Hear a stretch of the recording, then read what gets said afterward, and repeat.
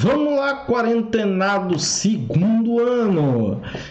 Então vamos dar continuidade aos nossos estudos aí de física térmica, mas antes de iniciar a aula, eu queria que você fosse lá no canal TV Rosa de Saron, te inscrevesse, ligasse as notificações para estar aí recebendo os nossos vídeos, ok? Esse vídeo também ele vai ser postado no canal Professor Fábio Costa, ou Área de Quarentena, como temporariamente ele está sendo chamado. E vamos seguir. No final desse vídeo você encontra o link, ou melhor, você encontra um bannerzinho onde você pode se direcionar ao vídeo da aula anterior. E promessa é dívida. Eu disse que no outro vídeo, no próximo vídeo, nós teríamos uma imagem melhor. Ainda não temos o áudio melhor. Nós temos ainda o próximo vídeo, que vai ser sobre a continuidade aqui de dilatação. E no terceiro vídeo, quarto vídeo, nós já teremos provavelmente um áudio melhor, tá certo? Então, vamos seguir, vamos adiante. Então, vamos falar aí sobre dilatação dos sólidos, ok? Então, como é que funciona aí a dilatação de sólidos? O que é um sólido? O sólido, ele é um estado. Nós já falamos na sala de aula sobre estados da matéria, já falamos, inclusive, sobre dilatação. Vamos entender o seguinte. A matéria ela é constituída por átomos, certo? Esses átomos, existe uma força entre átomos, interatômica.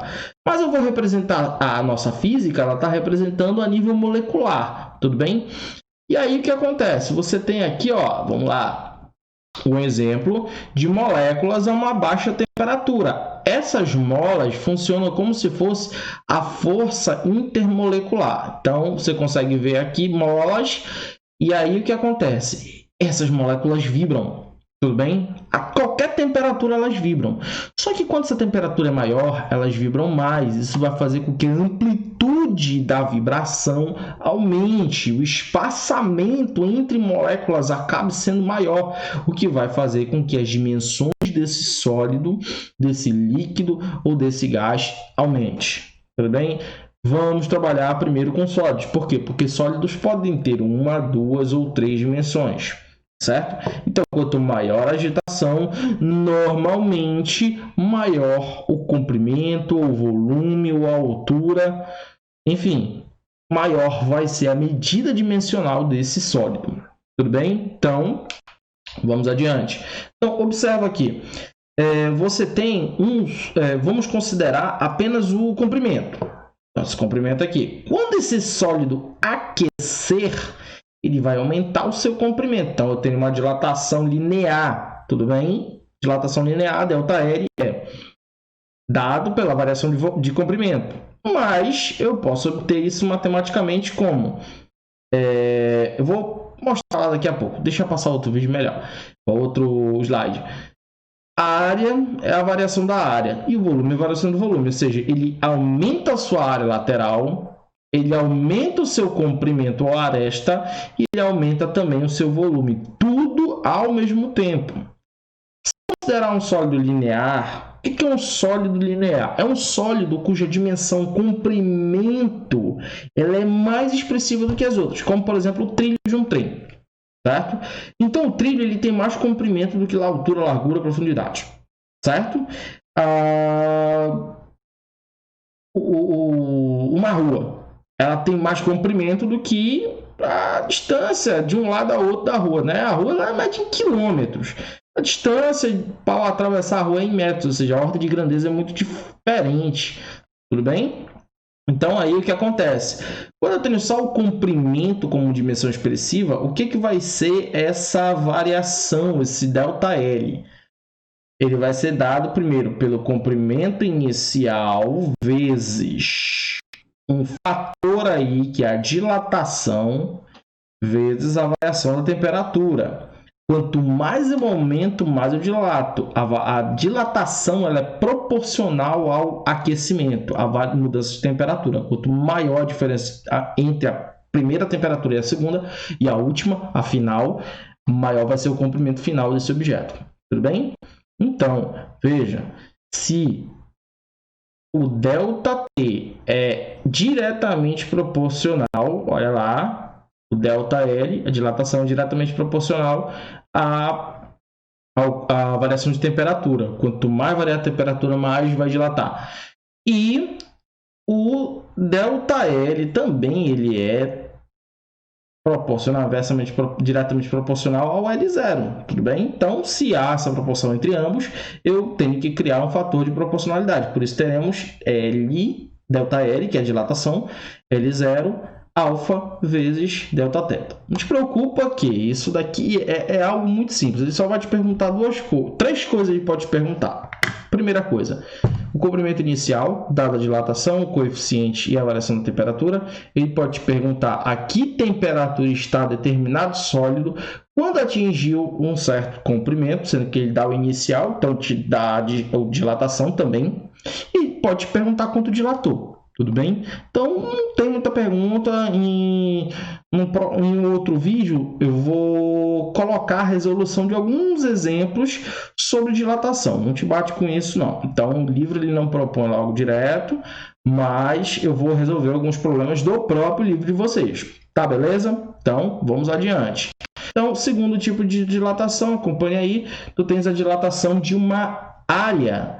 Cara, se tu olhar para baixo, tu vai ver as lajotas da tua casa e vai ver que existe um vão que a gente chama de vão de dilatação. Por quê? A baixa temperatura ela vai ter uma baixa área, a uma alta temperatura ela vai ter uma alta área. Então, o que vai acontecer? Da mesma forma como aconteceu lá na linear, vai acontecer nessa dilatação que nós chamamos de superficial. Temos um ΔA igual a 0 vezes beta vezes Δθ. Importante lembrar que o alfa, o coeficiente de dilatação linear, ele era para uma dimensão. Como o beta é coeficiente para duas dimensões, vai ser o dobro do valor do alfa. Tipo, se o alfa vale 2 vezes 10 elevado a menos 11, o beta vai valer o dobro disso. Se vale 2, então ele vai valer 4. Tudo bem? Se vale 3, aí ele vai valer 6. Se vale 8, ele vai valer 16 e assim sucessivamente. Ok? Beleza? Vamos adiante. E quando você tem a volumétrica, você também tem a mesma coisa, só que agora é com o volume. Tudo bem?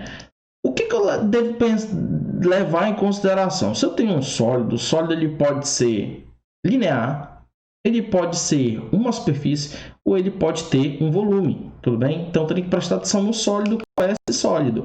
Agora, se eu falar de um líquido, o líquido ele tem as 3 dimensões. Você não tem um fio de água, apesar de a gente falar muito de filete de água, a gente não mede a dilatação do filete de água, porque ele existe em uma condição específica que é o fluxo laminar. Ali existe o filete de água, mas ele é uma água que não está em repouso, certo? E aí, vamos lá. Então, acompanhe aqui do lado. Então, você tem o volume inicial e ele vai dilatar. Aqui eu vou te dar um exemplo do tanque de gasolina. Então, você tem um tanque já cheio. Aí você deixa o carro meio-dia no sol. Esse tanque, ele dilata e a gasolina também dilata. E aí o que acontece? Vai haver um transbordo. E esse transbordo vai ser o que a gente chama de dilatação aparente. Ok? Então, dilatação aparente vai ser a diferença entre o volume do líquido que dilatou mais e o volume do recipiente. Tá certo? Vamos supor, você tem um fluido que está dentro de um recipiente de 2 litros e aí ele aumentou a temperatura. E aí você vê que transbordou 100 centímetros. Vamos lá. O líquido dilatou o mesmo volume que dilatou o tanque e mais aqueles 100 centímetros, tudo bem? Ou seja, o volume transbordado vai ser o volume do líquido menos o volume do frasco. Tudo bem? E, resumidamente, nós temos a dilatação térmica dos líquidos, né? Ela é uma dilatação superficial, do mesmo jeito. Então, V0, gama, que é o triplo de beta, é o triplo de alfa e 1,5 vezes o beta vezes o Δθ. Tudo bem? Então, se eu levar em consideração a dilatação aparente, o V aparente, o volume do líquido, o volume do frasco, eu tenho da mesma forma a dilatação. O ΔV aparente é igual ao ΔV do líquido, quanto dilatou o líquido, menos o quanto dilatou o frasco. Tudo bem? Então, a minha dilatação aparente, que é quanto transborda, é quanto dilatou do líquido, menos quanto dilatou do recipiente. Se as dilatações são as mesmas, eu posso jogar aqui, ó, volume inicial, o gama aparente, que é o quanto é esse coeficiente de dilatação aparente, variação da temperatura, a dilatação do líquido é V0, gama do líquido, cada material tem o seu gama, vezes Δθ. E a mesma coisa o frasco.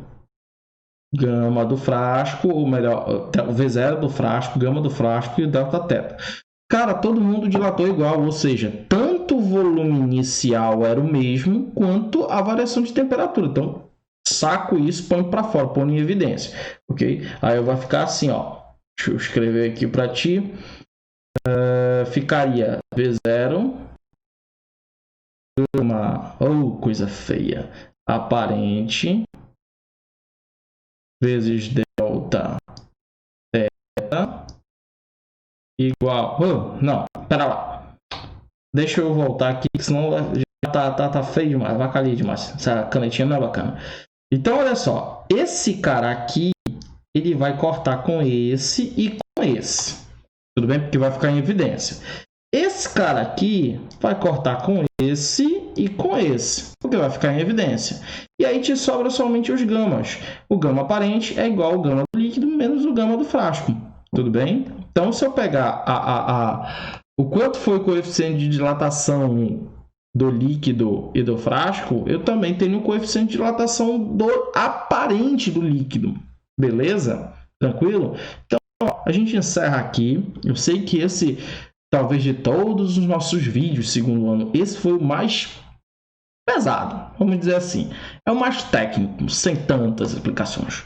No próximo vídeo, a gente já vai falar um pouco mais de aplicação de dilatação, tudo bem? Que a dilatação aluma lá da água e isso faz com que a vida seja preservada, tudo bem? Então, aqui você tem redes sociais para você tirar dúvida, aqui embaixo você tem canal para você curtir. Em algum lugar desse vídeo aqui tem o link, o caminho para o vídeo anterior, tudo bem? Falando sobre as escalas termométricas, e não perde o próximo vídeo e nem as aulas do Zoom. No Zoom, todas as aulas têm frequência, nós não paramos, educação nunca para, tudo bem? E, se puder, fique em casa, não tem por que estar andando aí na rua, beleza? Fim de papo, filhote.